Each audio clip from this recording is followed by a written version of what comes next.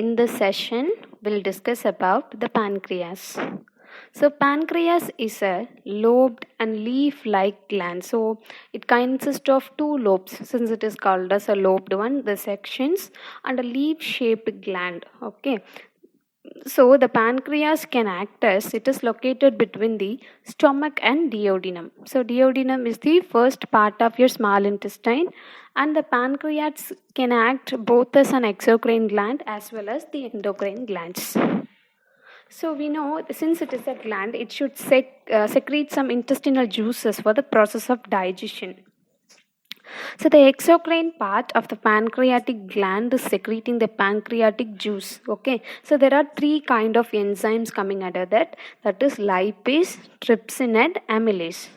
So which helps on the digestion of your fats, proteins, and starch respectively. Okay. Also, the gland's upper surface is bare since it contains two glands. The endocrine part is secreting the islets of Langerhans. So why it is called as islets of Langerhans? Because it is secreting two kind of cells. Okay, it possesses two kind of cells, and one is alpha cell and the another one is beta cell. So the alpha cell is secreting the glucagon and the beta cell is secreting the insulin. Okay, which helps in the maintaining your blood glucose level. Okay, so we know the glucagon is controlling. The person who has the lower sugar level will take off glucagon, and the person who has a higher level of glucose, the sugar, will be taking for insulin for the controlling of their blood sugar level. Okay. So then the intestinal glands are secreting the intestinal juices called as succus entericus. So literally we know intestinal glands should have secreting some kind of intestinal juices, and that process is called as succus entericus. So in the intestinal juice there are enzymes like maltase, lactase, sucrase, and lipase.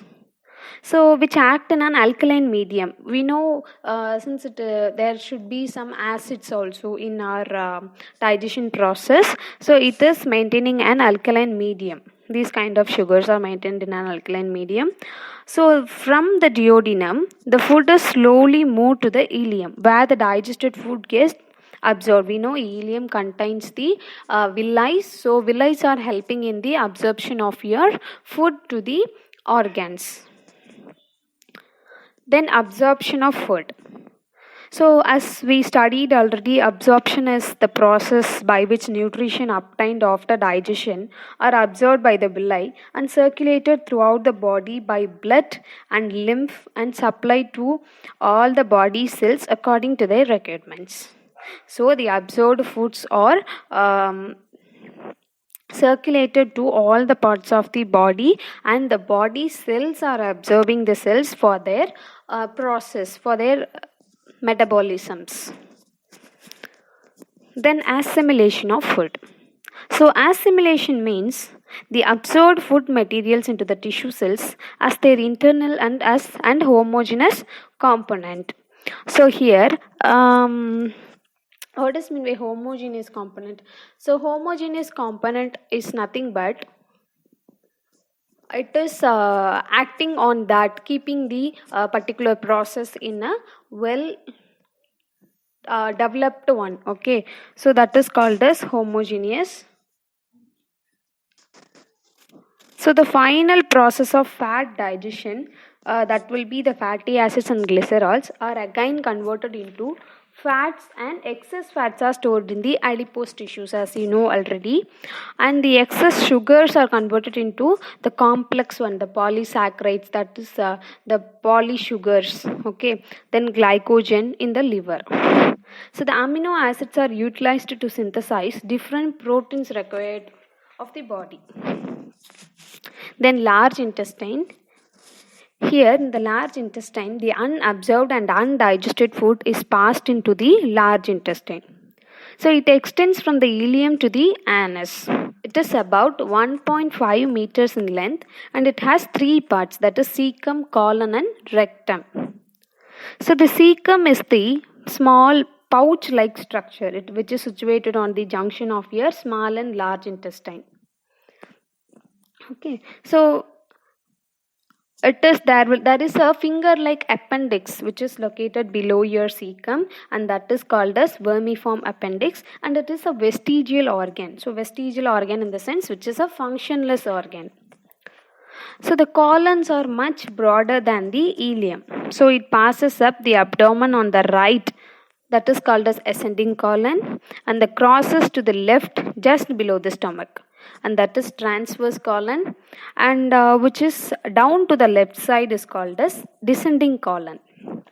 Okay, so the rectum will be the largest part of your large intestine, okay, which is opening into the anus. So here the rectum is closed with the help of a ring of muscles called anal sphincter, okay, which opens only when the human are passing the stools, the waste, okay.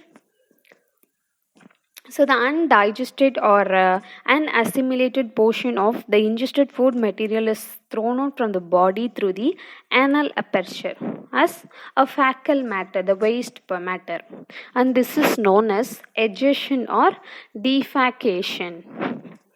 Okay.